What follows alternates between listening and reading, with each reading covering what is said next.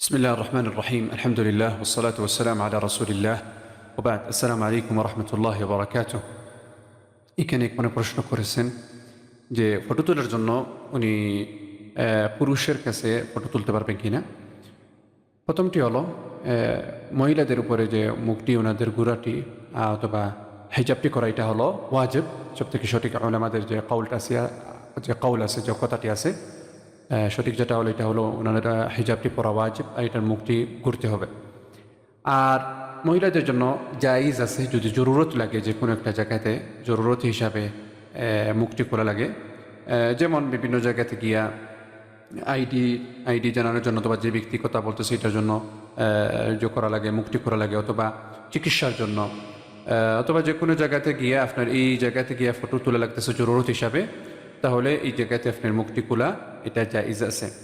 মুক্তি বাহির করে মানুষ যেটা ফটো তুলতেছে যদি দেখেন এটা জায়েজ আছে, কিন্তু এই দেখার জন্য অন্য বিষয়টি হবে না যে ওনার সাথে কথা বলা অথবা যে মেকআপ অথবা যে কোনো একটা দৃষ্টি ব্যবহার করা, যে সামনে যায় আপনাকে দেখতেছে ওকে সুন্দর হয়ে বাহির হওয়ার জন্য এটা জায়েজ না।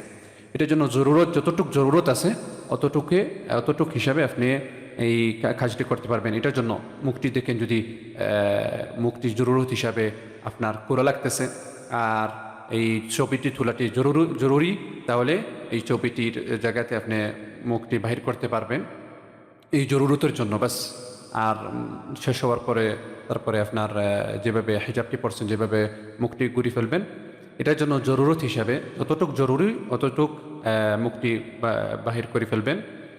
আর এটার সাথে যদি মহিলা যদি থাকেন ফটো তোলার জন্য তাহলে এটা ভালো আর উত্তম। যদি মহিলা যদি পাওয়া যায় না তাহলে পুরুষটি ফটোটি তুলে ফেলবেন জরুরতের জন্য।